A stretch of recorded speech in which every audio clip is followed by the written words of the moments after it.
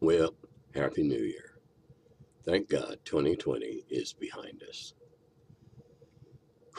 It's not been a good year, obviously. However,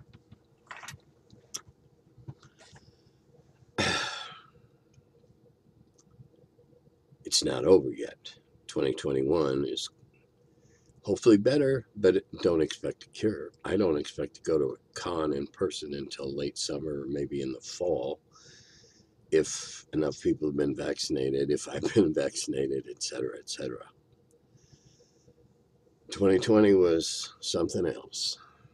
And the cultural wars that arose from it aren't over yet.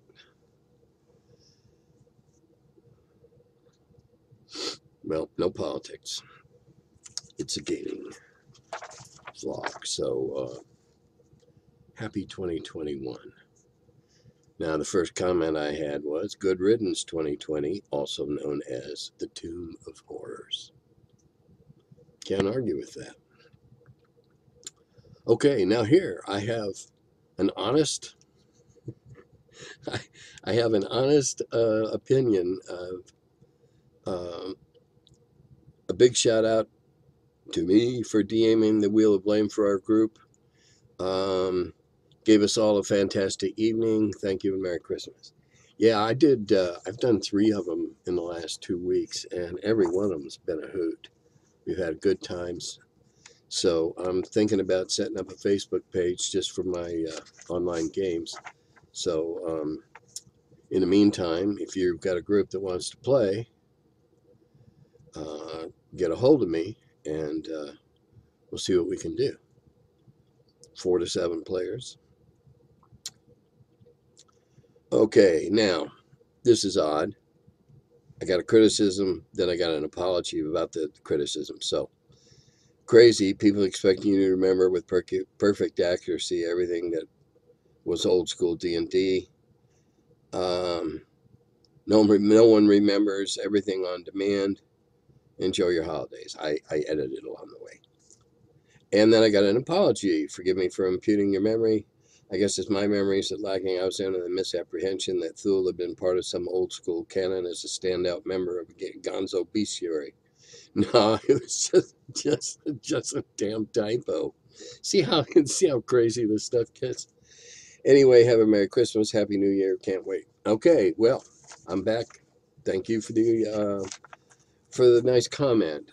I try to remember, and when I'm a little fuzzy, I try to tell people, well, best as I can remember or whatever. Now we're talking about critical hits. If you got to go one way with them, you got to go the other way.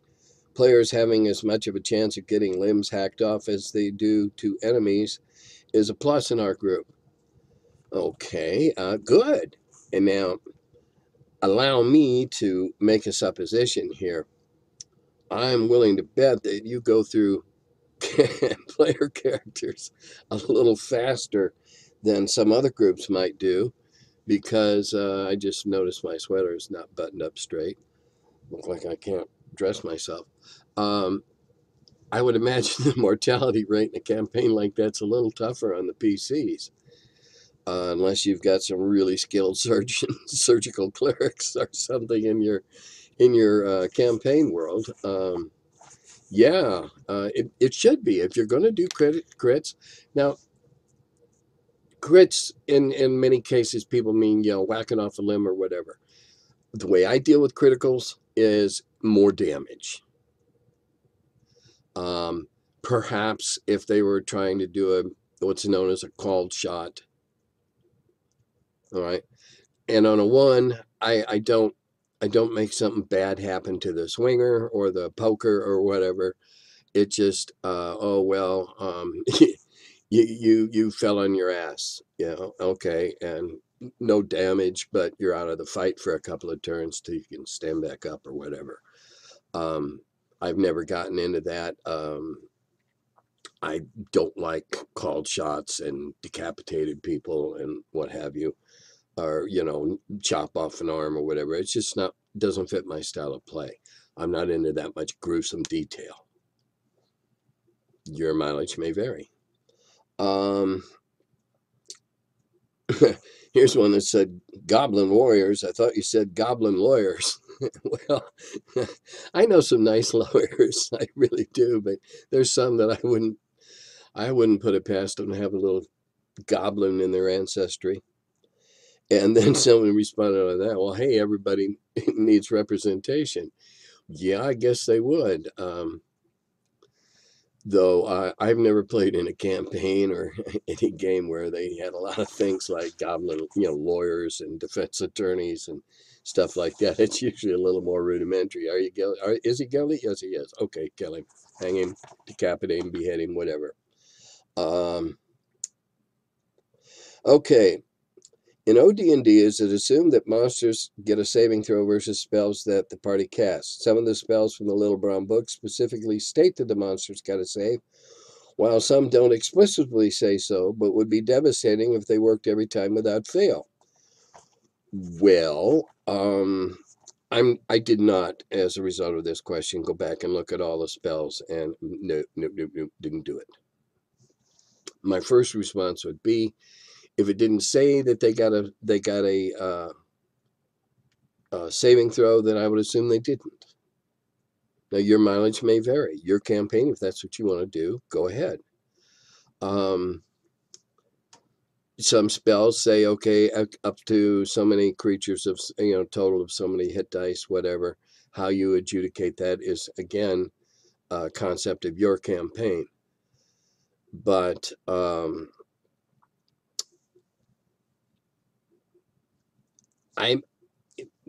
if you're watching this, give me some examples of spells that you think would be devastating every time.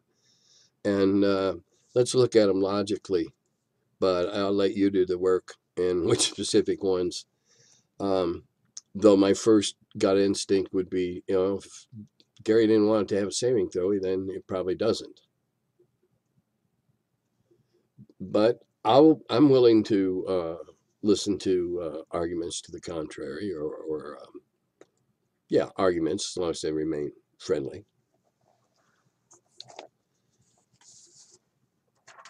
What is your take on R.A. Salvatore's novels? Is Drizzt a compelling character or a snowflake? Do you think he contributed to modern snowflake gaming culture? Well, I'm not exactly sure what you mean by snowflake. Now, I met Bob, I think his first name is. I mean, he's sent me a couple emails over the years. I met him at a Tracy Hickman's breakfast at Gen Con. We sat next to each other, and we got to chat for a while. I don't blame the author for writing a character that so inspired people that they wanted to emulate him and bedevil their DMs onto Drizzle can do however the pronunciation is. I've always referred to him as Drizzle. He can fight with two weapons. I want to fight with two weapons too. And so one of the pillars of the D&D combat system started to get eroded. And I don't blame Bob for doing that. His writing was compelling to a lot of people, and he obviously built up a big fandom.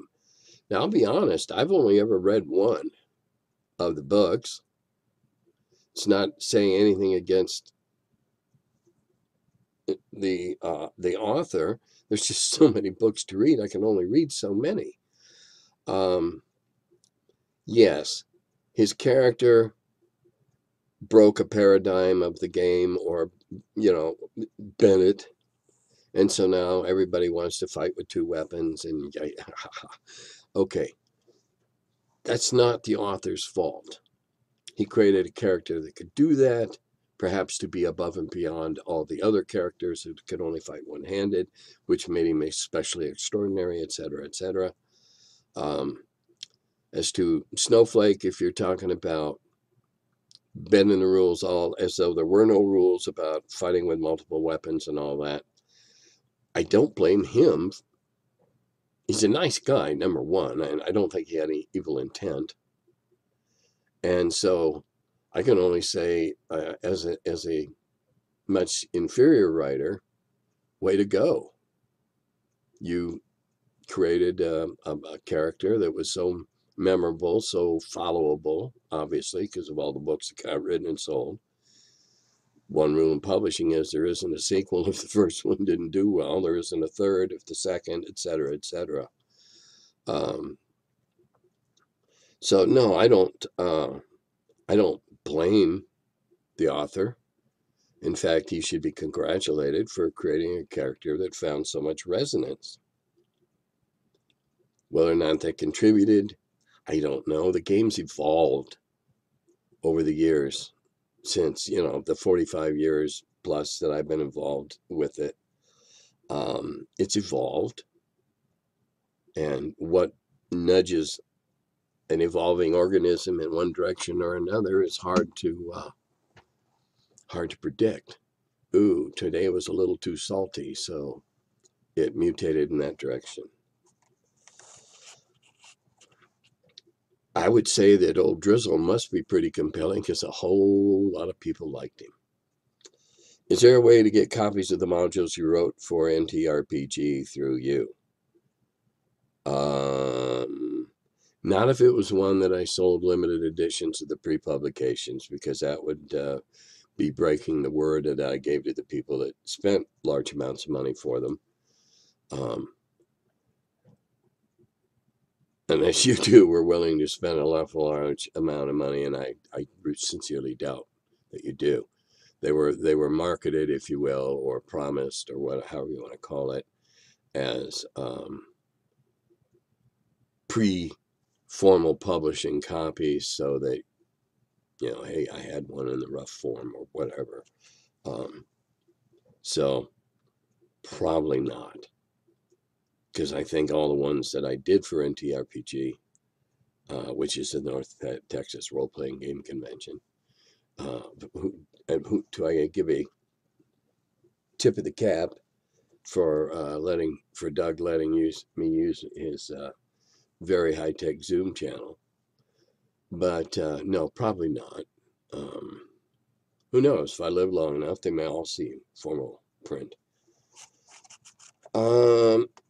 Okay. Now, this is a long question, but it has a lot of interesting points in it. So I'm going to read it a little bit at a time and try to address it as it goes along. How do you feel about PC groups being hired to dungeon delve? It occurs to me that this would become a dangerous but lucrative career choice in a fantasy world. It also offers another way of reducing the treasure take. It's good to be the king. Well, let me stop right there. No offense intended to the poster, but I'd be willing to bet that hook has been used to start a campaign or to take a campaign in another direction. I'll bet that hook has been used a lot of times. A lot of times. What better way to set up a new group, depending upon how you start your player characters? If you start them all at one, well, you might want to hold on this one. But if you restart them or start them like we used to do in the old days, using an average die. So the worst that happened was you came in as a 2, and the best was a 5. It's a good way. It's a good device for the DM to set up increasingly difficult tasks to help the players gain experience points and experience playing in your game.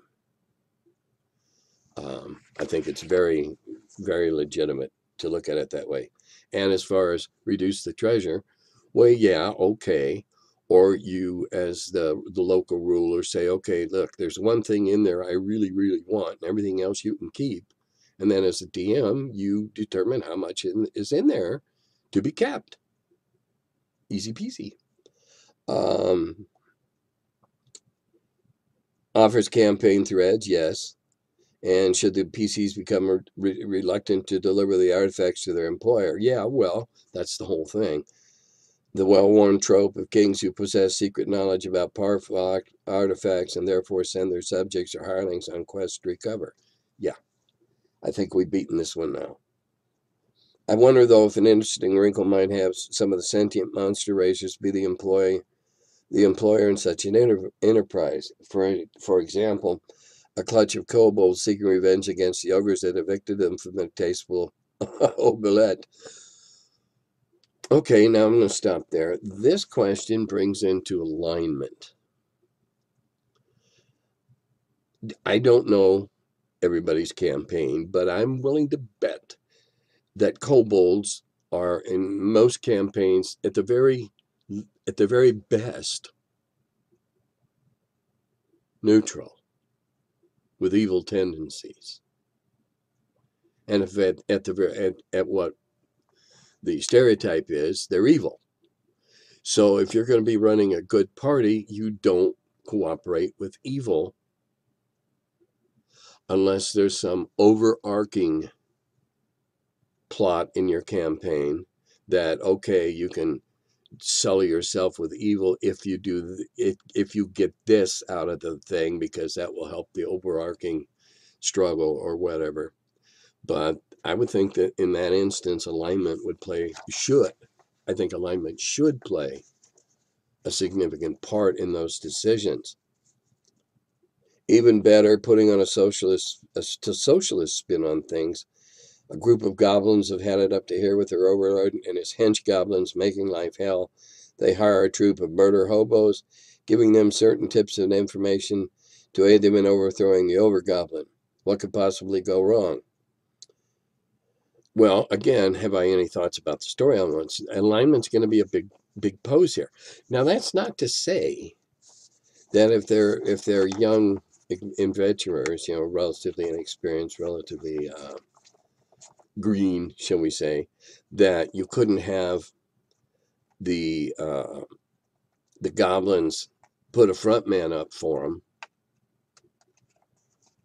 who, he sells the PC on the deal as though he's so and so, when actually he's serving as a front man. There would be some interesting ramifications there. Very interesting.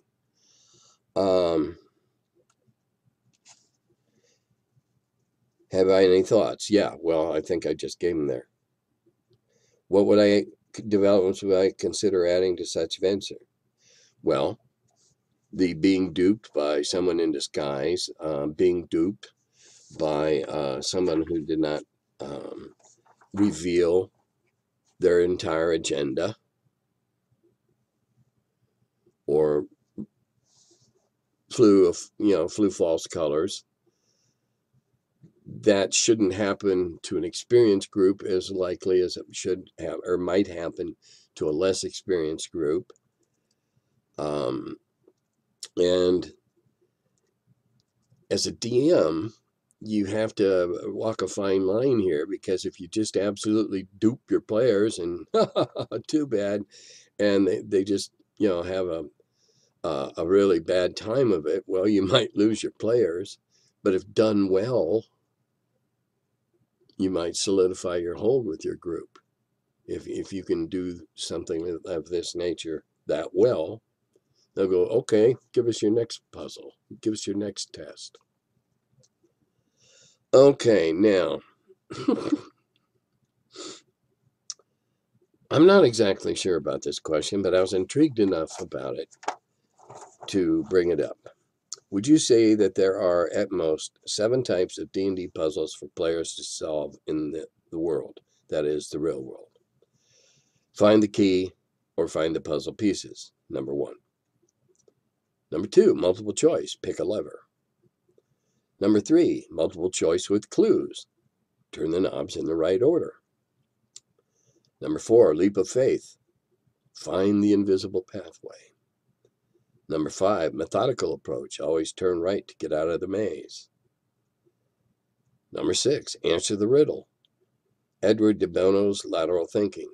I'm not sure what I didn't bother to look up who Edward de Bono was, but I have an idea about lateral thinking. Number 7, deal with the devil, lose something to gain something. And perhaps an 8th one. Why not to do, don't put the lich's head on its body. Well,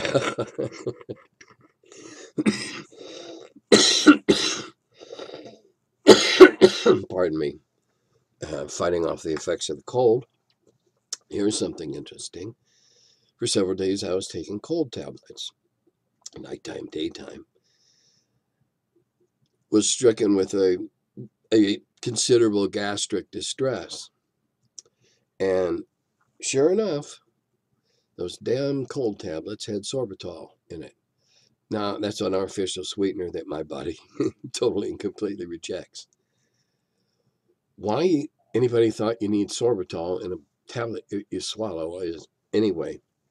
So the cold that I got from my lovely 2 granddaughters just before Christmas still has me in its grip. But that's all it is, just a cold. Okay, find the key. You're looking for something, or you get there and you find a locked chest, find a key. Yeah. Multiple choice, pick a lever. Oh yeah, and that doesn't just apply to D&D.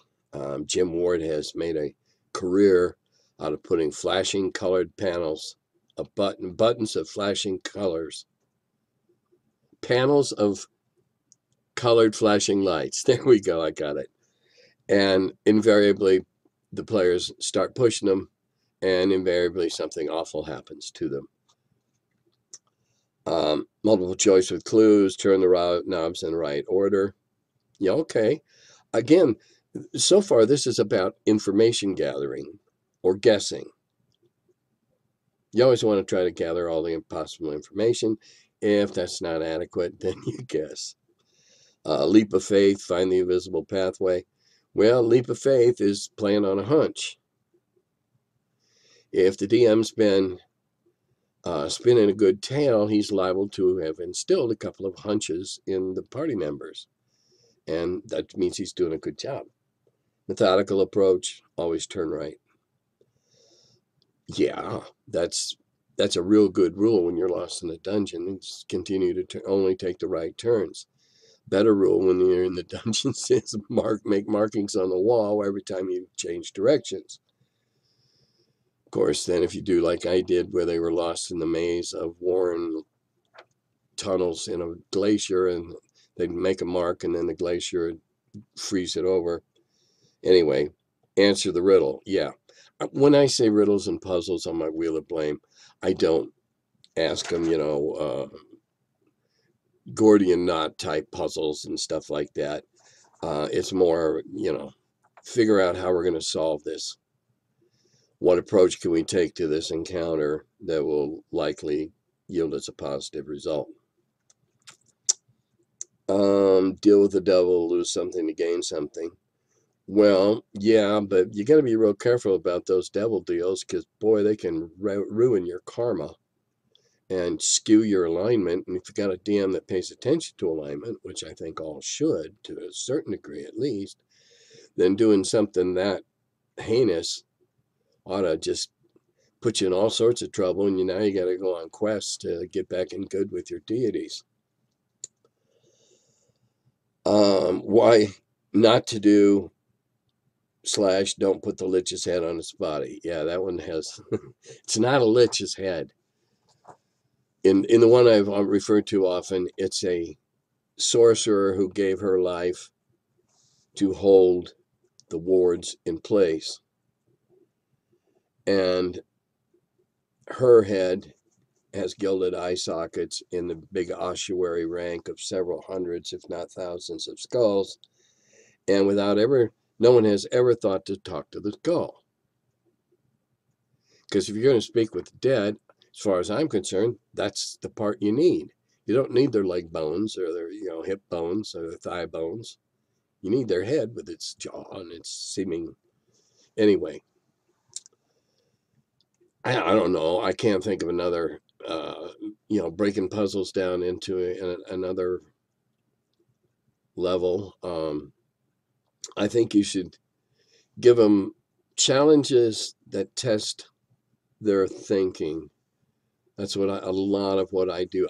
There's not a lot of killing. I ran a group for I ran a game for a group the other night, and they didn't have a single combat. However, a couple of them came close to buying the farm, and other things happened, and they weren't complaining. They were marveling at the fact that how much fun they'd had, and they didn't have a single fight all night. That was a small group, granted, but still, I don't believe you have to fight something just to be having a good time. And when I was running campaigns, if you could outfox the 8 hit die bad guy in the thing and achieve your ends, then I was likely to give you those points for having cleverly defeated them. Doesn't have to be in combat. If you manage to take what they're guarding, you've beaten them. So I wouldn't have a problem with that. So that's all the questions I got tonight. It's going to be a short one, I guess. What am I looking forward to in 2021? Well, I'm really, really looking forward to face-to-face gaming again. I'm in the second wave of vaccinees in Ohio, and like every other state, we're flogging along way behind, nowhere near the projected levels that the current, for a few more days, administration promised by the end of the year. There have been delays. There have been snafus with a monumental task like this. I'm not surprised. With this many possibilities to screw up, there's going to be some. Laws of random chance say there will. All I can say is with this new strain, and it's funny. If you look at it in one way, and I wouldn't be the first writer to take this path, but a virus is almost like a hive mind. The virus has one purpose, and that's to infect and replicate itself. That's its whole purpose. It's to make more.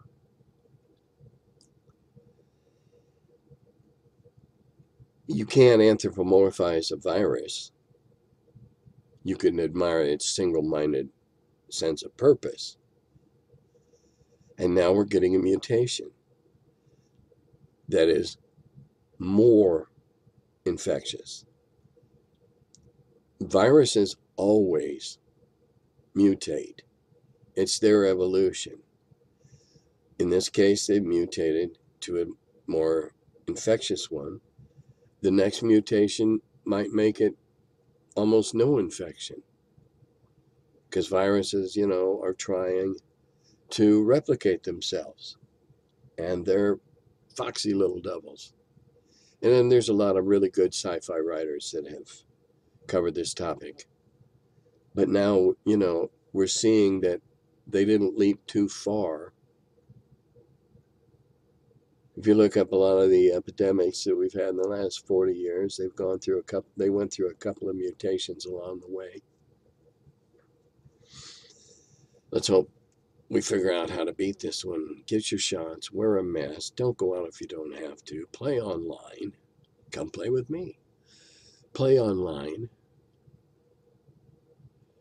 And maybe we'll all be able to get together once more at the end of the summer or into the fall, when enough of us have been vaccinated for the herd immunity to kick in.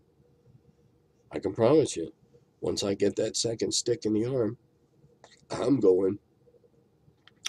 And on that hopeful and upbeat note for 2021 to be a better gaming year, it's just a better living year, I'll say Dodatagovi.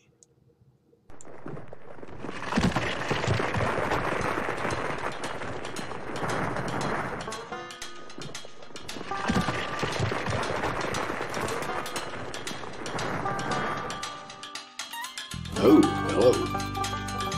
I'm still figuring out when this thing starts. Welcome to my cellar. He's the curmudgeon who wrote about the dungeons. Now he's the feller, live from the cellar.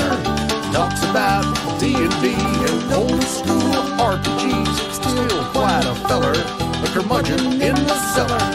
Last man around when the race went down. Calling Gary in that Lake Geneva town. Hey Gary, it's an awful mess. Let me edit, we'll have success. D&D and Dragon Magazine.